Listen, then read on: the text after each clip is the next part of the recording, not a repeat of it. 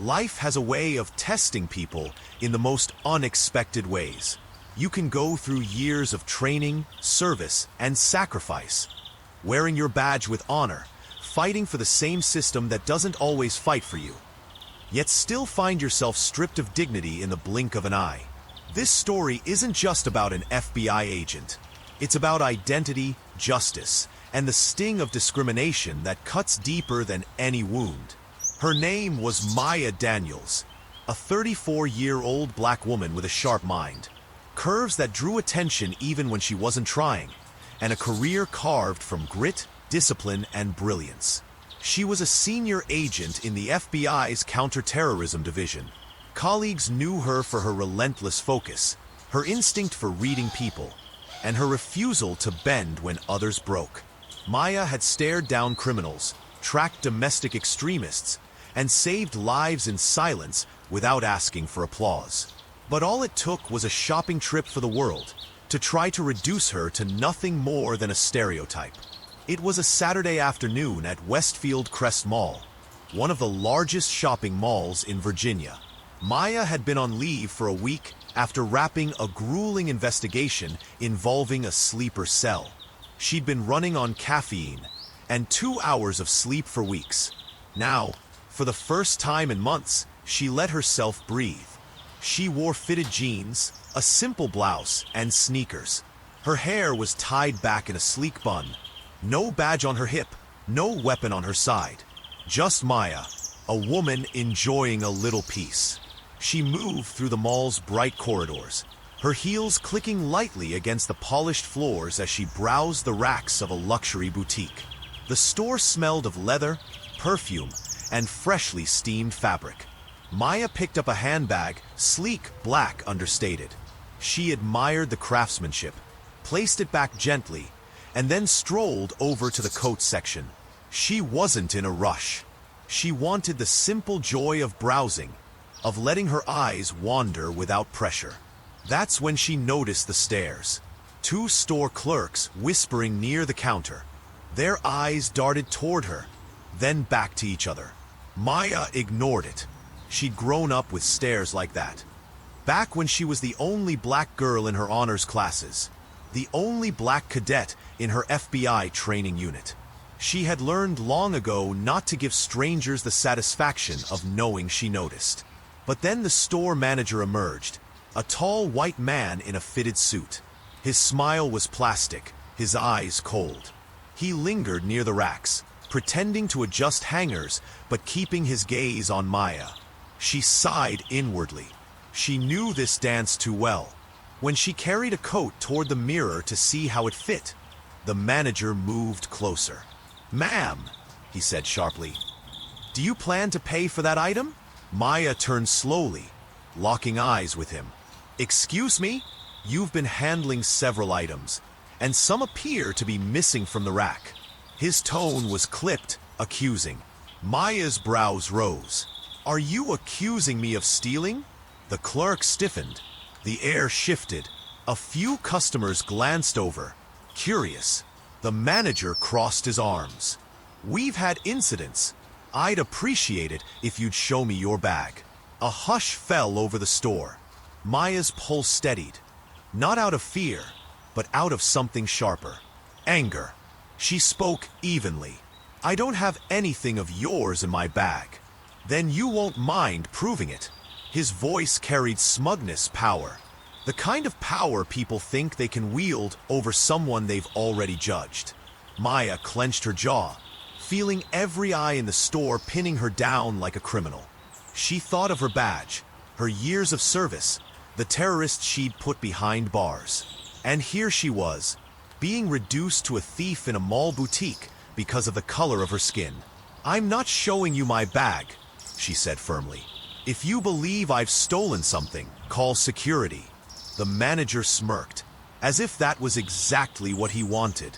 Within minutes, 2 mall security officers arrived, both young, both white. They listened to the manager's rapid accusations, then turned to Maya.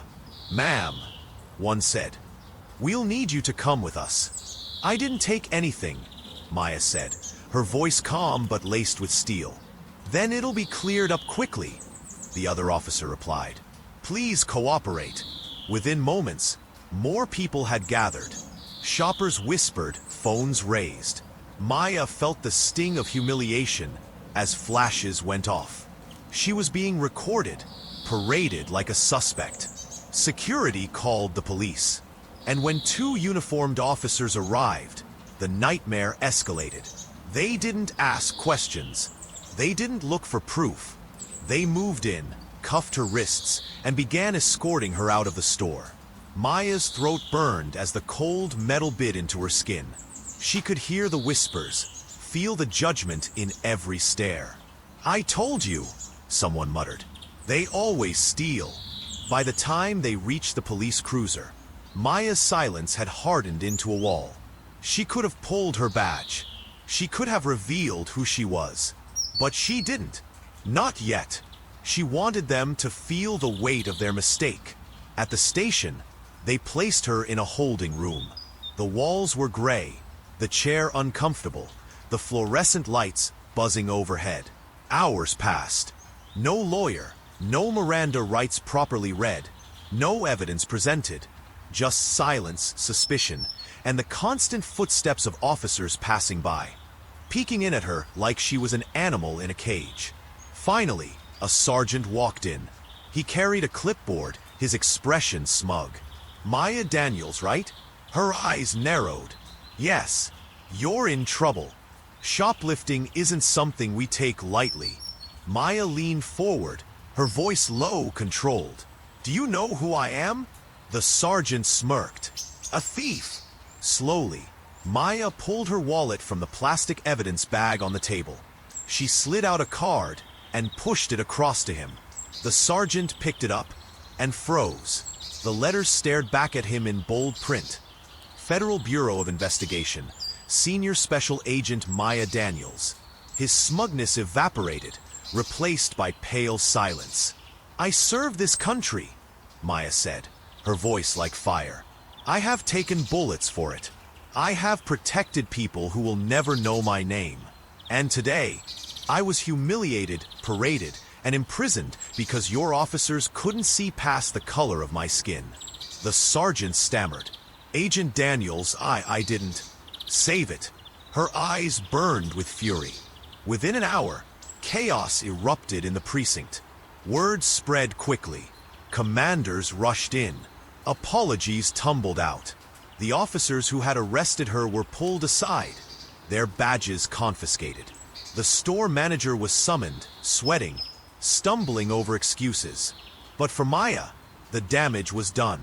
No apology could erase the memory of flashing cameras, of cold cuffs digging into her skin, of being called a thief in front of strangers. The officers responsible were terminated within the week. The store manager lost his job after Maya filed a civil complaint. The news spread. An FBI agent racially profiled and wrongfully arrested at a shopping mall. The public reaction was fierce. Protests flared outside the precinct. Social media erupted with hashtags calling for accountability. Maya received messages from strangers, some apologizing for what she endured, others thanking her for standing up. But behind closed doors, Maya wrestled with a storm. The humiliation clung to her like a shadow. She kept replaying the scene, the whispers, the smirk, the cuffs. For all her power, for all her service, she was reminded that in a single moment, she could be stripped of her humanity. One evening, weeks later, she sat in her apartment, staring at her badge on the table. The gold glinted under the lamp. She wondered how many others, without a badge, without authority, had lived her nightmare with no justice afterward. Her phone buzzed. A message from an unknown number appeared. You don't know me, but I saw what happened to you. What if I told you that wasn't an accident? Maya's blood ran cold. She sat up straighter, her eyes narrowing. A chill spread through her chest. The message continued. They targeted you, and I know why. If you want the truth, meet me tomorrow at 9 p.m.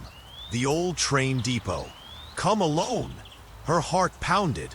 This wasn't over. It never was. And so, Maya Daniels, senior FBI agent, survivor of humiliation and injustice, stood at the edge of something bigger than she imagined. Was it revenge? A trap? Or the beginning of a conspiracy that stretched beyond a mall manager and two reckless cops? She didn't know yet, but she would find out. Because Maya wasn't just a victim. She was a fighter. And this was only the beginning. What do you think? If this happened to you, would you have revealed your badge immediately? Or waited like Maya did? Drop your thoughts in the comments below. I want to hear your take on this.